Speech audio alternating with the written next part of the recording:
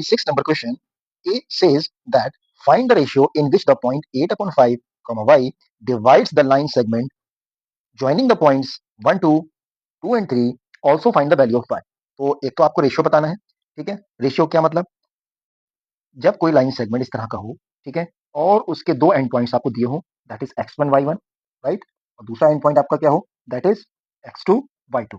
Suppose ये दो and points हैं और एक पॉइंट P ऐसा हो जो कि xy हो, ठीक है, और ये जो पॉइंट P है वो क्या करता है, इस लाइन सेगमेंट को m1:m2 में डिवाइड कर देता है। सपोज दिस और दिस ये एक इधर वाला लाइन सेगमेंट का जो पोर्शन आ गया ये, और ये जो पोर्शन आ गया ये, इन दोनों को पोर्शन को डिवाइड कर रहा है क्या, m1 m2 रेशियो में, ठीक है। ओके, तो अब अगर आपको दिया हो x1 y1 एक पॉइंट है, एंड पॉइंट है लाइन सेगमेंट का, दूसरा जो है x2 y2 है, ठीक है। तो और अगर आपको m1 और m2 दो रेशियोज दे रखे हैं, तो इस xy को कैसे निकालते हैं, उसके लिए फॉर्मूला होता है x is equal to m1x2 plus m2x1 upon m1 plus m2, ये होता है फॉर्मूला, राइट। अच्छा, y निकालने के लिए भी सेम टू सेम यही होता है, बस x की जगह पर y आ जाएगा, m1 y2 plus m2 y1 upon m1 plus m2, ठीक है। ये होते हैं, ये तो होता है आपका बैकग्राउंड ऑफ दिस क्वेश्चन। अब क्वेश्चन क्या है, वो ये है कि अगर कोई लाइन सेगमेंट है, सपोज ये जो उसने दिया हुआ है मैं वैसे ही बन देता हूँ, ये एक लाइन सेगमेंट है, उसने कहा कि इसके जो एंड पॉइंट्स हैं वो है 1 और 2, और दूसरा एंड पॉइंट है 2 और 3, और उसने आपको ये पी पॉइंट को बता दिया, ये पी पॉइंट जो है ये आपका है 8/5, that is see this 8/5 and y, ठीक है, 8/5 और y उसने आपको बता दिया, तो आप यहाँ पी को आप लिख लोगे 8/5, this is 8/5 and comma y, ठीक है।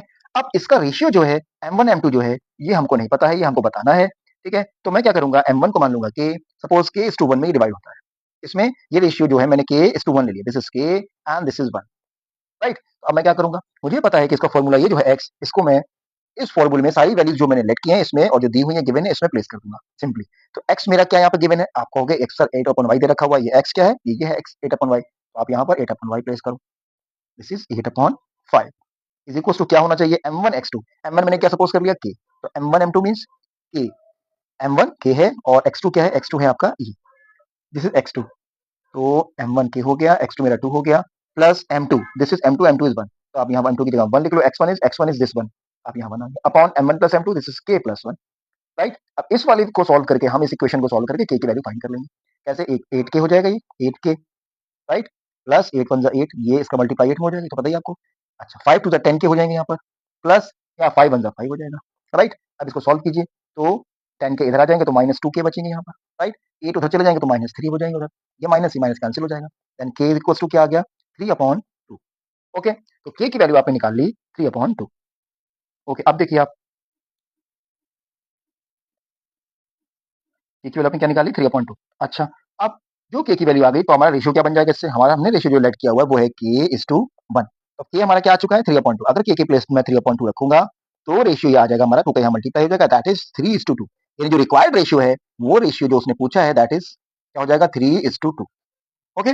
तो रेशियो तो हमारा 3:2 हो गया। नाउ नाउ हम y की वैल्यू निकालना चाहते हैं, तो y की वैल्यू के लिए क्या फॉर्मूला है, वो ये फॉर्मूला है ना। अब तो हमें रेशियो पता है, तो इजीली y की वैल्यू निकाल लेंगे हम, ठीक है। तो यहाँ पे मैं y की वैल्यू के लिए यहाँ प्लेस करता हूँ चीजों को, देखिए y हमारा होता है that is y is equal to m1 y2 plus m2 y1, मैं फिर से लिख दे रहा हूँ क्योंकि उधर फॉर्मूला दूर है, m1 प्लस m2, ओके। तो that is m1, what is m1, m1 हमारा ये हो गया, m2 हमारा ये हो गया, ओके। तो m1 इज 3 और y2 क्या है, y2 है ये, तो हो जाएगा 3 into 3 plus m2, what is m2, m2 is 2 2, और y1 क्या है, y1 2 है, ये 2 into 2, okay.